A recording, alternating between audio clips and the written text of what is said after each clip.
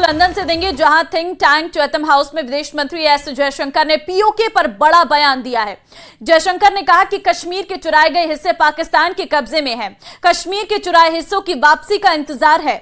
जब पीओके भारत का हिस्सा होगा तो कश्मीर समस्या हल होगा। सुनिए और क्या कहा, तो वो भी आपको सुनवाएंगे। लेकिन देखिए, बड़ा बयान यहां पर जयशंकर की तरफ से दिया गया है। विदेश मंत्री एस जयशंकर, जिस उन्होंने कश्मीर समस्या के समाधान की बात कही है, उन्होंने कहा है कि हम जिस हिस्से की वापसी की मांग कर रहे हैं वो कश्मीर का हिस्सा है जो अवैध पाकिस्तान के कब्जे में है। जब ऐसा हो जाएगा तो अपने आप स्थितियां ठीक हो जाएंगी। सुनिए जरा।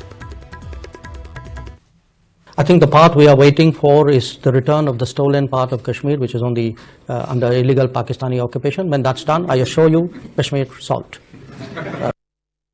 I think the part we are waiting for is the return of the stolen part of Kashmir, which is on the under illegal Pakistani occupation. When that's done, I assure you, Kashmir solved.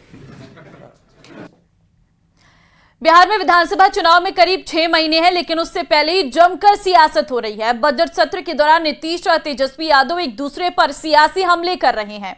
Nitish उनसे तन्मय लालू यादव को CM बनाने का दावा किया, तो तेजस्वी ने नीतीश पर पलटवार किया और कहा कि उन्होंने खुद नीतीश को 2 बार सीएम बनाया।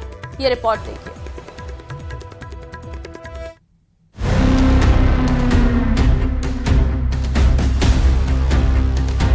लालू को सीएम बनाने वाले बयान पर तकरार। तुम्हारे पिता को हम ही बनाए थे, वो जब आए थे। नीतीश कुमार और तेजस्वी में जुबानी जंग। तेजस्वी ने नीतीश कुमार जी को 2 बार बिहार का मुख्यमंत्री बनाया। चुनावी साल, बिहार में सियासी संग्राम। सरकार खटारा, सिस्टम नकारा, मुख्यमंत्री थका हारा, आम आदमी फिर रहा मारा मारा। बड़ा मुश्किल होता था और कोई नहीं बचाता था, वोट देते रहता था।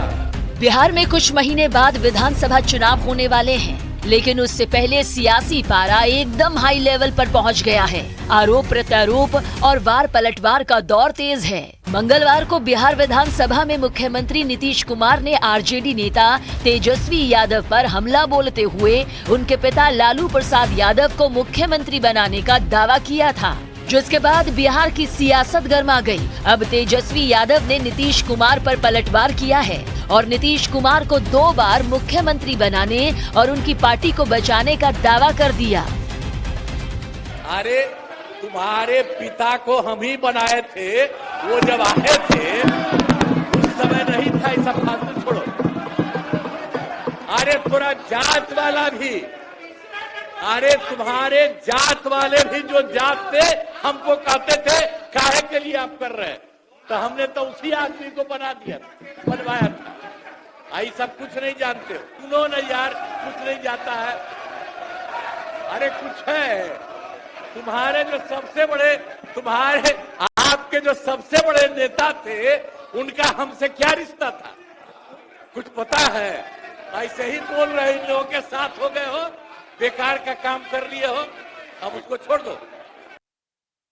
नीतीश कुमार जी तो आज के हालात में भी केवल जो है तीसरी नंबर की पार्टी है। वो लालू जी का छोड़े ना, 2 बार तो हमने उनको मुख्यमंत्री बनाया। लालू जी तो कितनों को बनाया, लालू जी ने कितने प्रधानमंत्री बनाए, उनकी बात छोड़िए ना लालू जी को।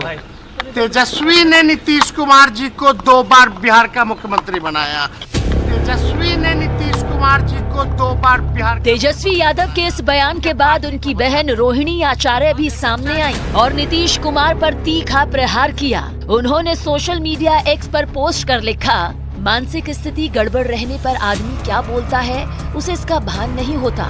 जैसी दिमागी हालत है चाचा जी की, उसे देखकर तो लगता है कि कहीं किसी दिन ये ना कह दें कि ये सृष्टि, ये धरती, ये दुनिया मैंने ही बनाई है। तो कोई आश्चर्य नहीं। तेजस्वी यादव के बयान के बाद जेडीयू की तरफ से ललन सिंह ने मोर्चा संभाला और तेजस्वी यादव को आड़े हाथों लिया। ललन सिंह ने दावा किया कि 90 के दशक में एक भी विधायक लालू यादव को पसंद नहीं कर रहा था। 1990 में जब मुख्यमंत्री बने थे तो लालू जी को कोई था? अरे रात भर नीतीश जी कैंपेन करके लालू जी को मुख्यमंत्री बनाए। एक विधायक लालू जी को पसंद नहीं कर रहा था, एक एमएलए नहीं था, वो अपने प्रस्तावक थे अपना, और एगो शिव शंकर जी मास्टर साहब थे विधायक, वो उनके समर्थक। भाई यही दो आदमी थे, क्या बोलेंगे।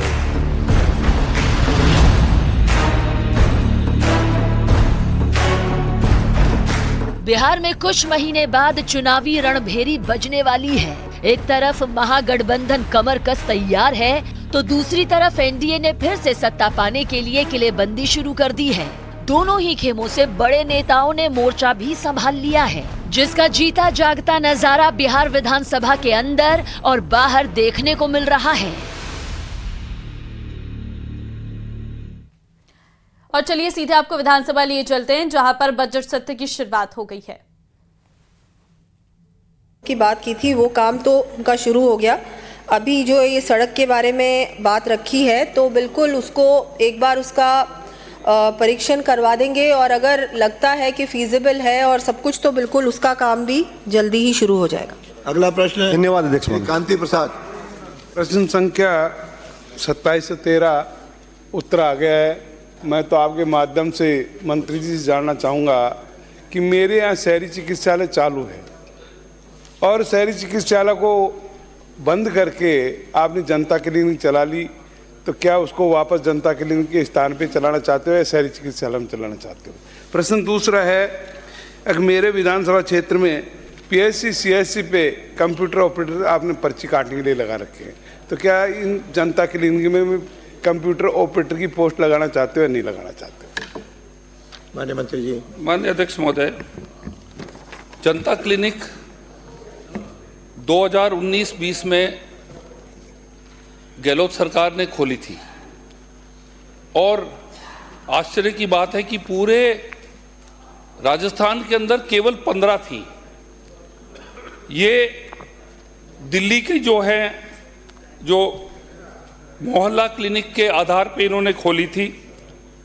उसके बाद में माननीय मोदी जी ने, केंद्र ने, इसके बाद इसको दर्जा दे दिया गया 2021-22 के अंदर शहरी स्वास्थ्य कल्याण केंद्र, लेकिन रहे केवल 15 राजस्थान के अंदर।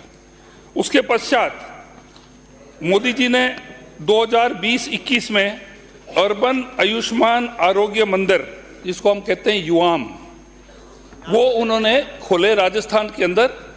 और मैं ये सदन को बताना चाहूँगा कि उन्होंने जनता क्लिनिक से भी बड़ी फैसिलिटी उन्होंने खोल के राजस्थान के अंदर 357 पूरे राजस्थान के अंदर आज वो ऑपरेटिव है, और उसके अंदर पूरी फंडिंग जो है वो केंद्र सरकार से है।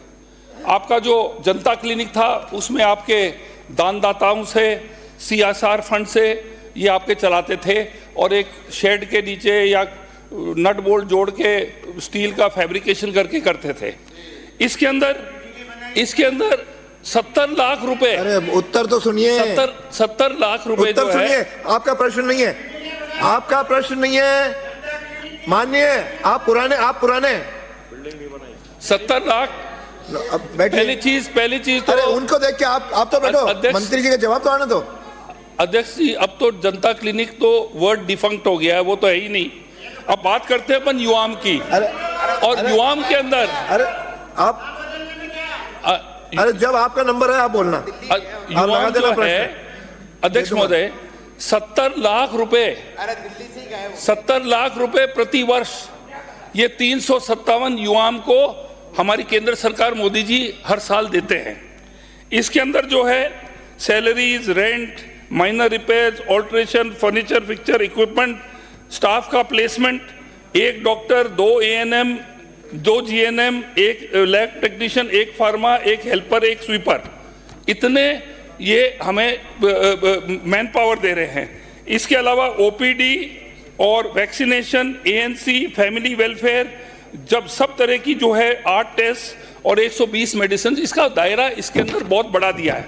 एक सेकंड, मैं आपको ये बताना चाहूँगा कि 2021-22 के अंदर 142 मोदी जी ने